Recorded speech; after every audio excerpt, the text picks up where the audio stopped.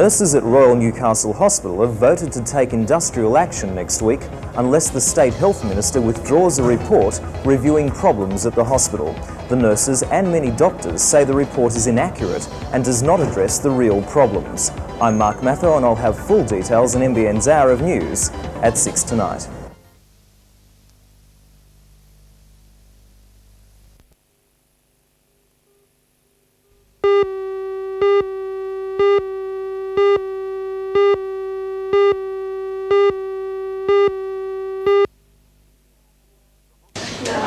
The hospital review was sparked by continuing Nurses Association complaints about the lack of staff in the intensive care ward.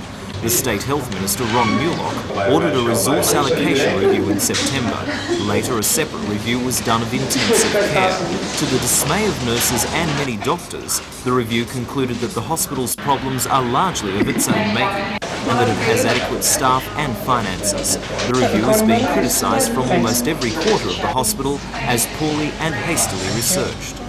The nurses objected to the review because they find its recommendations totally unacceptable, that it doesn't address the issues that the nurses were primarily concerned about, and that is the underfunding and the understaffing of the Royal Newcastle Hospital, particularly in the intensive care wards.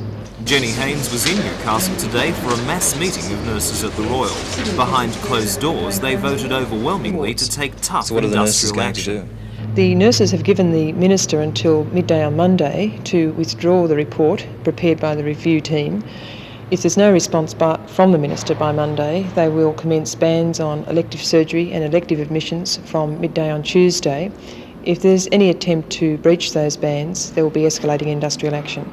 So the nurses are digging in for a long fight if necessary? They certainly are, and I believe that they feel very strongly about this issue, an issue which is common, I might say, throughout the state, the underfunding and understaffing of nursing services in public hospitals.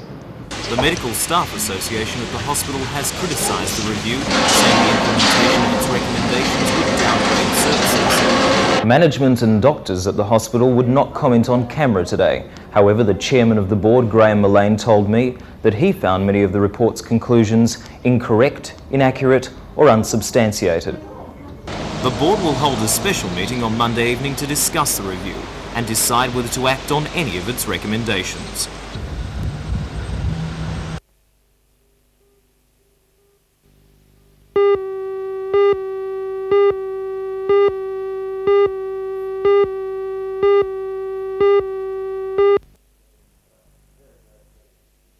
And I have very great pleasure in declaring this nursing home open. Senator Grimes laid the foundation stone here 2 years ago when Harbourside Haven opened as a retirement hostel. Now, 300 residents live here in 104 villas, and despite the unfortunate weather, they all turned out for today's opening ceremony. The Nelson Bay RSL sub-branch handed over a cheque for $5,000 in support of one of the wards and says it will do so each year from now on. Also, the local Women's Auxiliary donated an electrocardiograph to the medical division.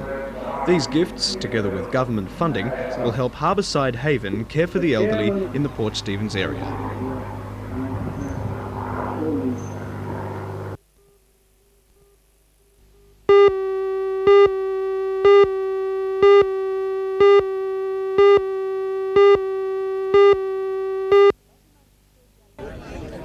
Locomotive 3801 has had a checkered history from the heady days when it set the record for the Express, the Newcastle Flyer, covering the distance from Sydney to Newcastle in just over 2 hours, to its days as a showpiece in the Rail Transport Museum at Thirlmere. The painstaking process of giving the locomotive a new lease on life today drew 400 State Rail Authority employees and retired workers to Newcastle State Dockyard to inspect the restoration work. Many had a long association with the locomotive, all nurtured fond memories of the days of steam. The visit was organised by the State Rail Authority, which in conjunction with the Hunter Valley Training Company is responsible for getting the locomotive back on the tracks.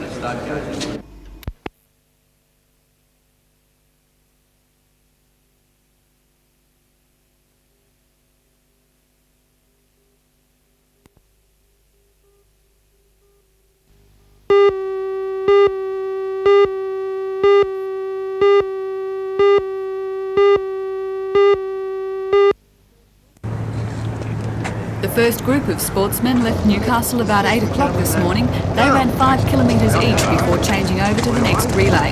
In this way, 100 runners covered the distance from the city to the Tomaree Holiday Lodge, a 65-kilometre run. The participants, including leading rugby league, cricket and soccer players from Newcastle, each sought their own sponsorship. Proceeds from the run, which organisers hope has raised $20,000, will be donated to the Cystic Fibrosis Clinic at the Mater Hospital at Waratah. Big cats.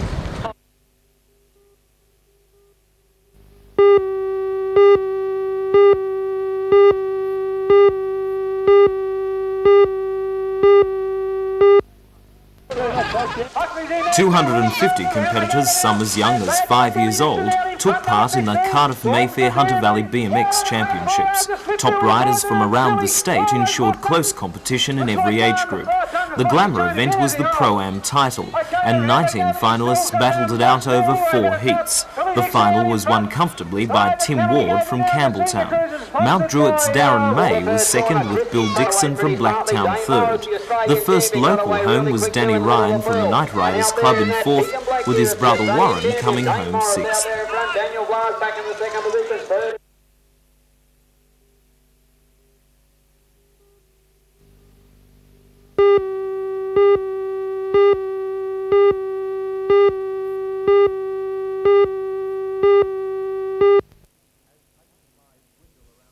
As paint supplies dwindle around the country, car manufacturers have started laying off assembly line workers. Industry sources estimate that by the end of the week, 12,000 workers will have been stood down. GMH and Nissan laid off 2,800 employees in South Australia and Victoria today, and GMH says another 1,200 will be stood down tomorrow. The storemen and packers have imposed the bans in support of a claim for superannuation. Now, the powerful Transport Workers Union has bought into the argument, threatening nationwide action. The TWU wants a $12 a week per employee superannuation scheme and has been applying pressure to May Nicholas and TNT. But the employers have refused to sign the deed of trust, which would establish union control over the scheme. The employers say no provision for their equal representation on the board has been made, but they've agreed to meet the union on Friday. The question of superannuation was a major issue discussed at today's ACTU meeting held in Newcastle. The ACTU officers have been involved in discussions with the industry and with the Minister. As a result of those discussions, as I understand it, a meeting has been called for tomorrow, bringing the parties to the dispute together and hopefully to resolve it. There must be a great deal of concern with the number of stand-downs over recent days and those expected later this week. Yes, there is concern, and we take the view that these matters can only be resolved by the parties being brought together effectively and talking about it. We've noted the comments of the Storemen and Packers Union that they want to have further discussions, and we've sought to facilitate that, and hopefully the conference tomorrow will go significantly towards a resolution.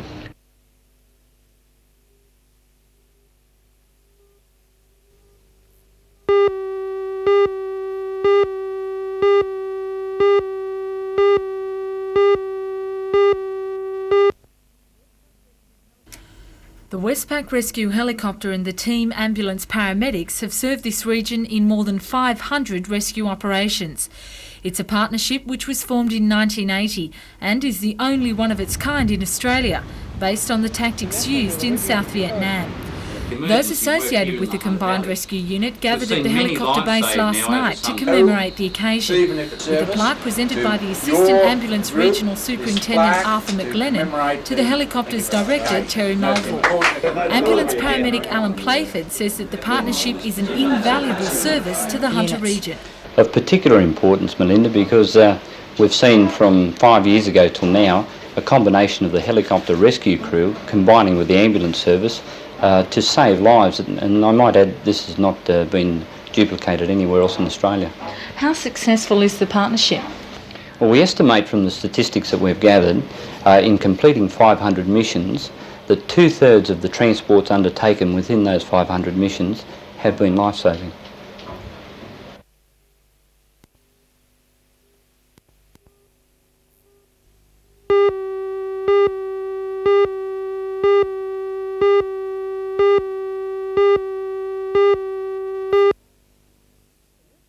The nurses are incensed by a health department report of problems at the Royal Newcastle, in particular the hospital's intensive care unit. Nurses say staff shortages in the unit are critical, while the report says that problems stem from bad internal organisation. They're also upset that the report names key members of the nursing staff and makes unfair comments on their work performance. The meeting today decided that the nursing bans on elective surgery and tests will continue indefinitely, despite a meeting set with Health Minister Ron Mulock in Sydney tomorrow. It was also decided that if they were unable to come to terms with Mr Mulock, industrial action would be stepped up. They are in a very militant mood and they're very concerned for the outcomes for the public in this region. Well, what are going to be the outcomes for the public in this region if those recommendations of the review go ahead? Well, what it'll mean is that anyone that has something wrong with them, just a minor illness or a major illness in whatever field, then they will have to go to Sydney for treatment and perhaps long periods of time, which will mean that they'll be taken away from their families, there'll be added costs to them, they'll grieve for their relatives and friends and loved ones, and that's totally unacceptable for the people of this region.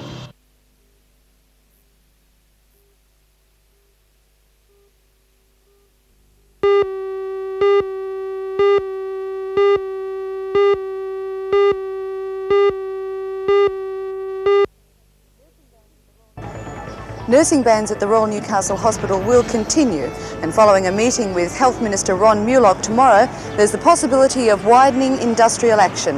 The full story on NBN News tonight at 6.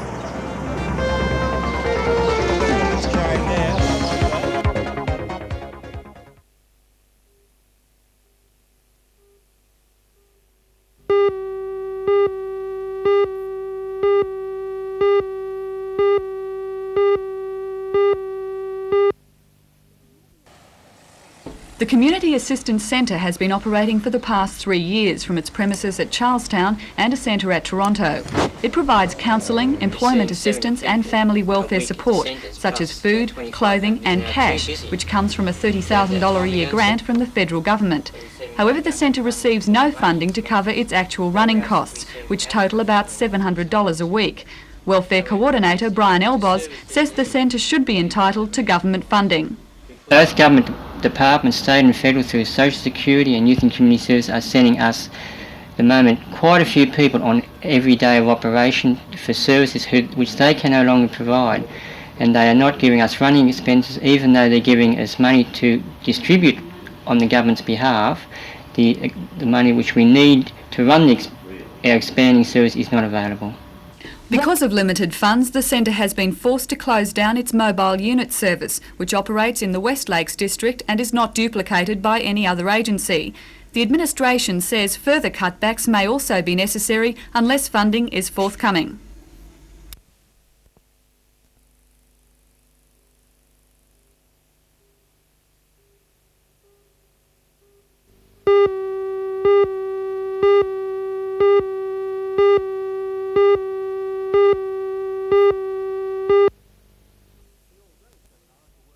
The all-day seminar at the Working Women's Centre at Mayfield is part of a new program to present school-aged girls with information that affects them and that is not available at their schools.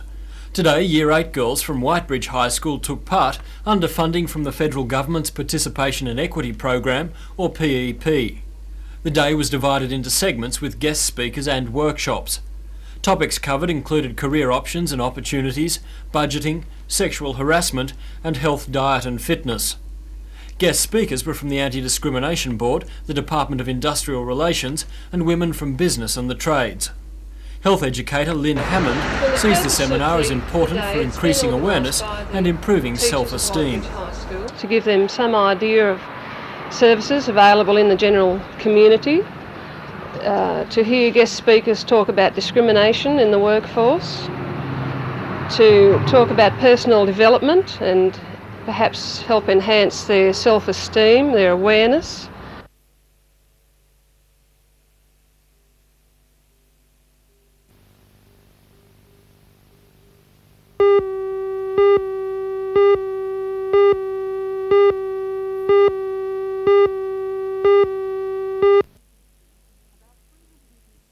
About 360 ironworkers, process workers and tradesmen took part in Tubemaker's safety campaign. It's a potentially dangerous environment. Large quantities of acid are used in the production of hot form pipe for reticulation, the construction industry and mechanical applications. The safety campaign was managed by the employees at the plant who formed safety committees. In a 6-month period, the plant managed to improve its safety procedures by 70%. In recognition, the National Safety Council today awarded the plant a 2-star safety award rating. The manager of Tubemakers, Lee Daly, says the safety program has greatly improved production. We've seen very dramatic improvements over the last 6 months. Productivity and morale improved and our lost time injury rate has dropped by something like 70%. So we're very impressed with the results achieved to date.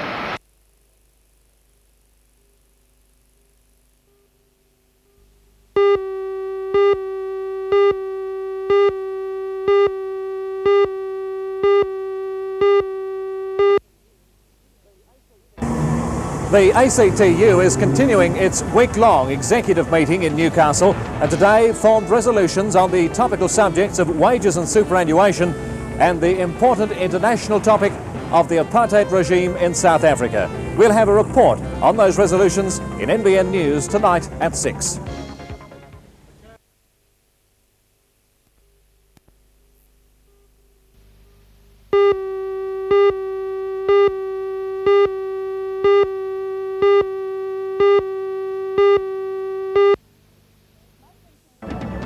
Maitland City Council is negotiating to hold a steam train festival in the city in April next year.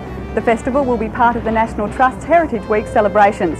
I'm Helen Hughes. I'll have all the details of this story in NBN's Hour of News tonight at 6.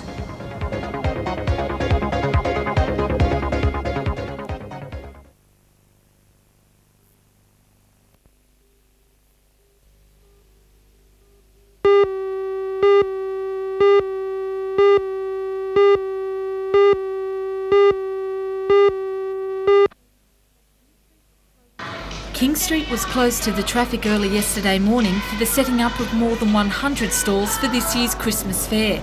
It seemed that the wet conditions proved no deterrent to shoppers making their early start on buying Christmas gifts. And just to get them in the festive spirit, some carols performed by Santa's helpers.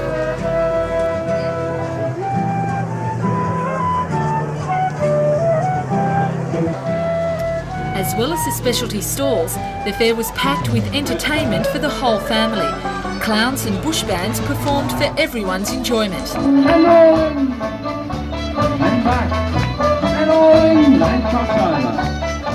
Although yesterday officially marked the first day of summer, long-range weather forecasts are predicting a wet season ahead. But one thing is for certain, judging by the sales, there'll be no shortage of goodies under this year's Christmas trees.